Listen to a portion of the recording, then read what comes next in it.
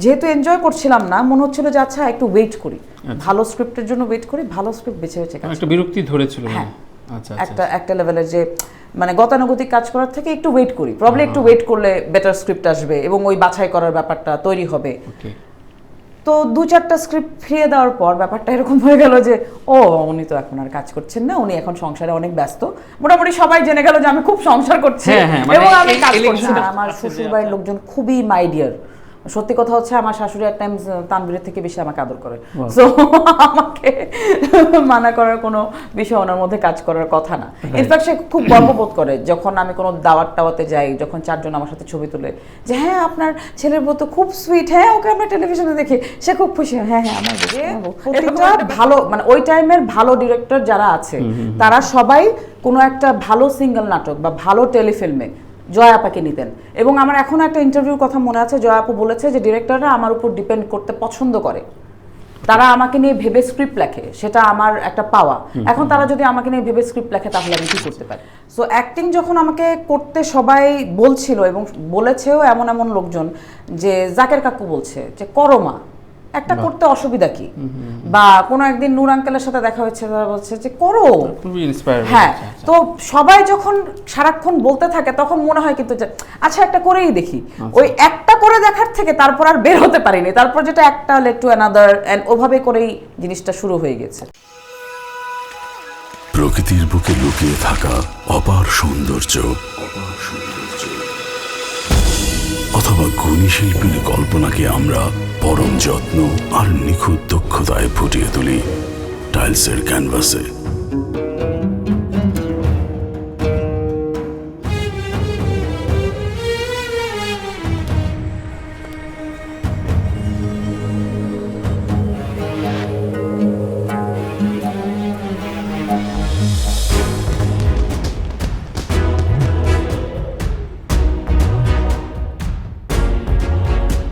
বিশ্বের 150টি দেশের মানুষের হৃদয় কেটেছে আরএকে সিরামিক্স। আরএকে সিরামিক্সের আছে বিশ্বমানের প্রযুক্তিতে তৈরি বিশ্বমানের টাইলস। তাই আপনিও আপনার স্বপ্নের টাইলসটি বুঝে নিন আরএকে সিরামিক্সের বিশাল রেঞ্জ থেকে। Born in Ras Al Khaimah. RAK এদেশের একমাত্র মাল্টিন্যাশনাল টাইলস ব্র্যান্ড। প্রিয় দর্শক, সবাইকে স্বাগত জানাচ্ছি আরএকে সিরামিক্স নিবেদিত তানভীর তারেক শো। আজকে যার সাথে আড্ডা দেব ও সম্পর্কে ভেবে বলি যে আমরা পরস্পরের চেনা পরিচয় অনেক বছর পর আসলে এইভাবে এই স্টুডিওতে দেখা হচ্ছে।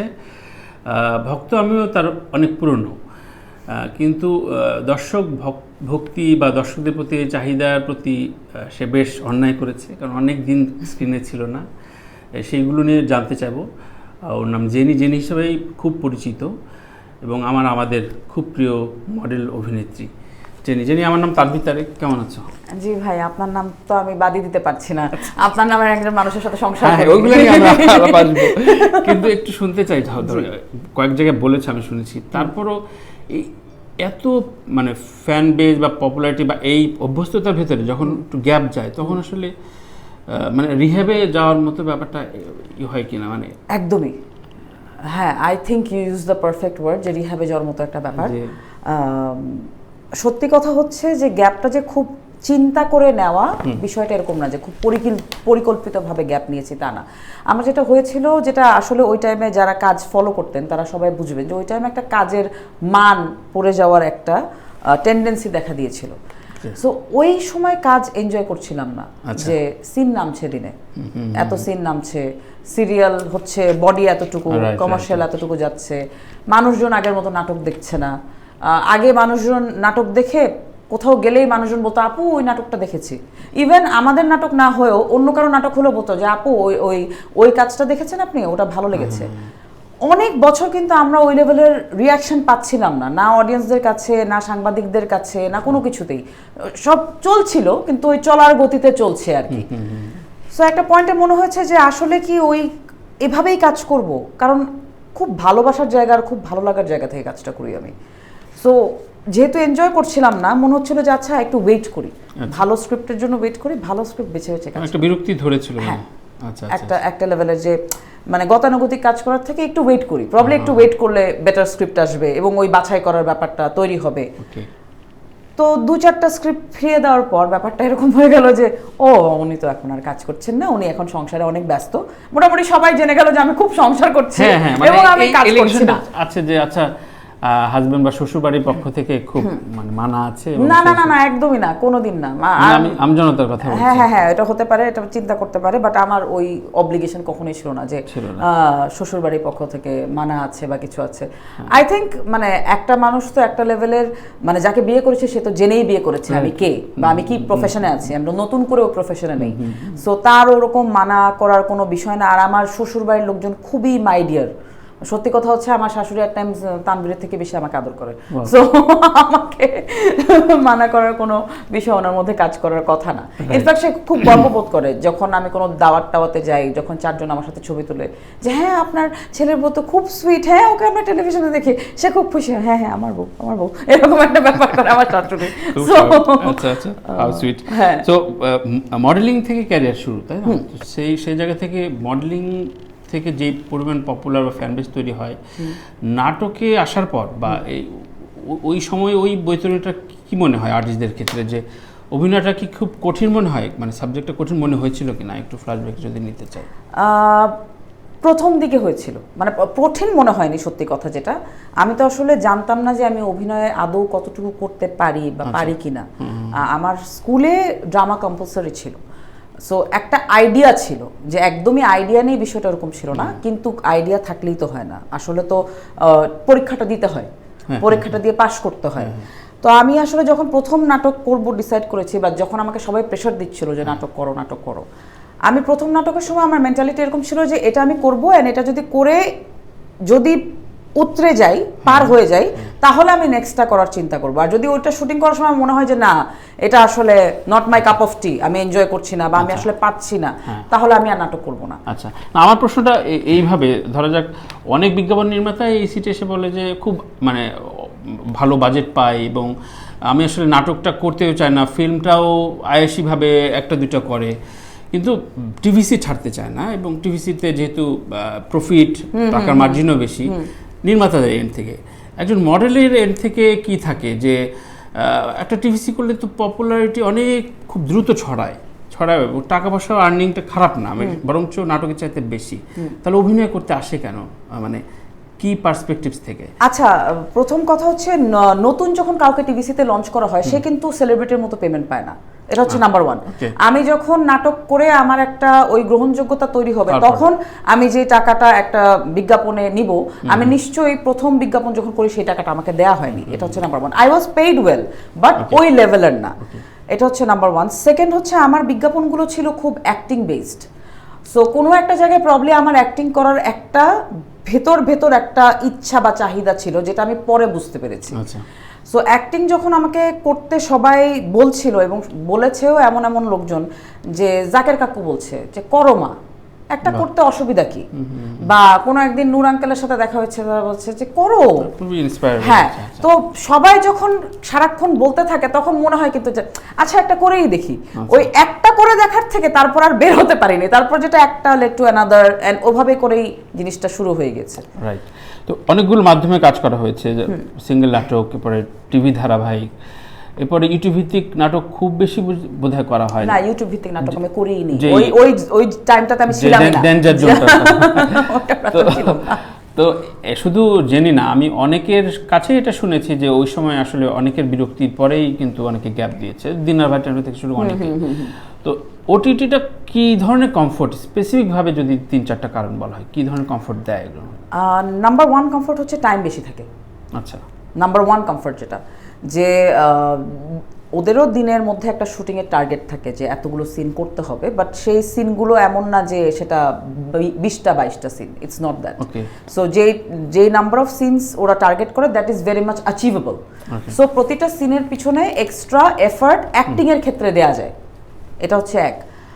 2 নম্বর আরাম, যেটা আর্টিস্ট হিসাবে বা অ্যাক্টর হিসাবে আরাম, আমার শুধু অ্যাক্টিংটা নিয়ে ভাবতে হচ্ছে, আমার কাপড় নিয়ে ভাবতে হচ্ছে না, আমার হেয়ারস্টাইল নিয়ে ভাবতে হচ্ছে না, ওগুলো নিয়ে ভাবার বা ডিসকাশন করাটা হয় আগে, শুটিং এর আগে। নির্ধারিত স্পেশালাইজড লোকজন আছে যারা ওই ডিপার্টমেন্টগুলো দেখছে, সো আমি কি জুতা পরবো, আমার চুল কি হবে, আমার অর্নামেন্টস কি হবে, এগুলো কোনো কিছুই আমার ভাবা লাগছে না। আচ্ছা আচ্ছা। ওগুলো নিয়ে আমার টাকা স্পেন্ড করতে হচ্ছে না। আমাদের নাটক করার সময় কিন্তু একটা সব quite a large amount of money কিন্তু আমাদের কস্টিউমের পিছনে যায়, মেকআপের পিছনে যায়, এটা ম্যাক্সিমাম মানুষেরই যায়, ওটা হচ্ছে না। সবাই যে যার জায়গায় স্পেশালাইজড, ওখানে প্রোডাকশন কন্ট্রোলার স্পেশালাইজড, ওখানে খুব অর্গানাইজড ওয়েতে কাজটা হয় এবং প্রচুর সময় প্রি প্রোডাকশনে দেওয়া হয়, যেটা আমরা যখন নাটক করতাম প্রি প্রোডাকশন বলতে গেলে হতোই না। মানে একটা লেভেলে শর্ট ডিভিশন করা থাকে, কি শর্টের পরে কি শর্ট নেওয়া হবে, ইভেন ডিটেল যে শিটটা থাকে সেটার মধ্যে লেখা থাকে যে এই সিনে এত ঘন্টা ব্যয় হবে, ওটাও লেখা থাকে। আচ্ছা। মানে আমরা যখন কল শিটটা পাই যে এই সিনে এত ঘন্টা সময় নির্ধারিত করা হয়েছে, ওখান থেকে কম বেশি হয়, বাট ওইটাও একটা অ্যাপ্রক্সিমেট করে রাখে, it is that planned. So ওই লেভেলের প্ল্যানিং যখন থাকে তখন কাজ অটোমেটিকলি অনেক এফিসিয়েন্সি বেড়ে যায়। দারুণ। জয়ার সাথে বেশ কয়েকটা আড্ডা হলো, তার একটা অবলিগেশন কয়েক জায়গায় কয়েকবারই বলেছে, আমি তুলিশের হচ্ছে বাংলাদেশে প্রপার কাস্টিং হয় না, অর্থাৎ খুব পরিচিত লেভেল বা খুব অ্যাসোসিয়েট থেকে হয়, কিংবা নির্মাতার আত্মীয় থাকলে সেটা যেই চরিত্রে হোক তাকে ওইভাবে মানিয়ে নেওয়ার জন্য কাজ করা হয়। তো তার কথা, আমার প্রশ্ন ছিল সে এই জন্য নাকি ব্লক হয়ে অন্য জায়গায় পাড়ি দেওয়ার জন্য চিন্তা করেছে। বাংলাদেশে অনেক নির্মাতার কাজ করা হয়েছে জেনির, তো কি মনে হয় পরিবেশটা কি এরকমই যে ঠিক আছে আমার সাথে গত কয়েকদিন দেখা হলো, বা এই অ্যাসোসিয়েট আমি চিনি, বা জেনিদের আমি চিনি, আমি অমুক নির্মাতার কাছে জেনির কল আসে, অমুক নির্মাতার কাছে তিশার কল আসে, অমুক নির্মাতার কাছে সুইটির কল আসে, ব্যাপারটা এরকম বাংলাদেশেই হবে? আচ্ছা, আমি একটু ডিটেলে বলি তাহলে। Please. প্রথম কথা হচ্ছে, আমার কাছে আমি জানি না আসলে, শুনিনি জয়াপা কি বলেছে, বাট আমি বুঝতে পারছি যে জয়াপা কি বলেছে। আই থিঙ্ক ওটা সে বাংলাদেশে প্রপার কাস্টিং হয় না এবং কাস্টিং ডিরেক্টর মন খারাপের জায়গা থেকে বলেছে বোধহয়। I don't think she meant it, কারণ জয়া আহসান তো বাংলাদেশেই হয়েছে। ডেফিনেটলি। এবং একটা টাইমে যখন আমরা নতুন নতুন কাজ করছি, সবচেয়ে ক্রিম ডিরেক্টরের কাজগুলো জয়াপা করেছে, তো তখন কি উনি তাহলে ওই সব ক্রিম ডিরেক্টরের ফেভারিট ছিলেন? Cream director, right. এটা আমরা সবাই জানি যে প্রতিটা ভালো, মানে ওই টাইমের ভালো ডিরেক্টর যারা আছে তারা সবাই কোনো একটা ভালো সিঙ্গেল নাটক বা ভালো টেলিফিল্মে জয়াপাকে নিতেন।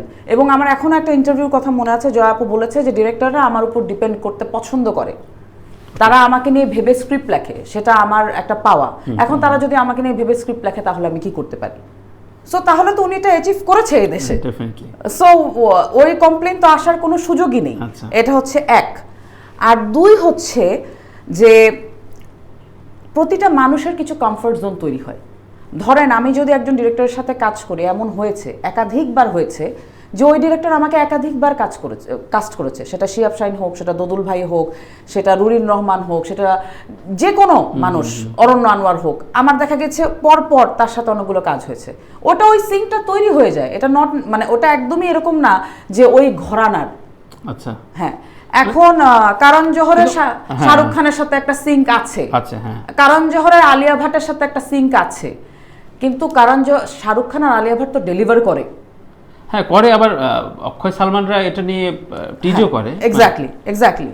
তো আই এম শিওর সালমান খানেরও এরকম সালমান খানেরও একটা ডিরেক্টরের সাথে তিনটা করে ছবি হয়, ও তিনটা ছবি করে তারপর অন্য ডিরেক্টরের কাছে যায়। আচ্ছা।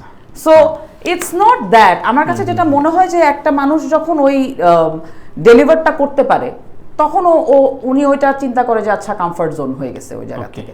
বাট আই ডোন্ট থিঙ্ক ওটিটির ক্ষেত্রে কাস্টিংটা এরকম হওয়ার কথা, কারণ ওটিটির প্রতিটা ক্যারেক্টারে 3-4 জন অপশন থাকে। আমি কিন্তু আমার ক্যারেক্টারে অনলি অপশন ছিলাম না, আমি যে সাবনিন চরিত্রটা প্লে করেছি তার আরো অপশন ছিল। তাদের সাথেও নিশ্চয়ই কথা বলা হয়েছে, তাদেরও নিশ্চয়ই কোনো প্রকারের লুক টেস্ট বা কিছু দিতে হয়েছে, অ্যান্ড দেন ওগুলো ইন্ডিয়াতে, যেহেতু হইচই ইন্ডিয়া বাংলাদেশ একটা ব্যাপার, সো ইন্ডিয়াতে পাঠানো হয়, দেন ওরা ওখান থেকে কনফার্ম করে, দেন হচ্ছে ফাইনাল কাস্টিং হয় যে ওকে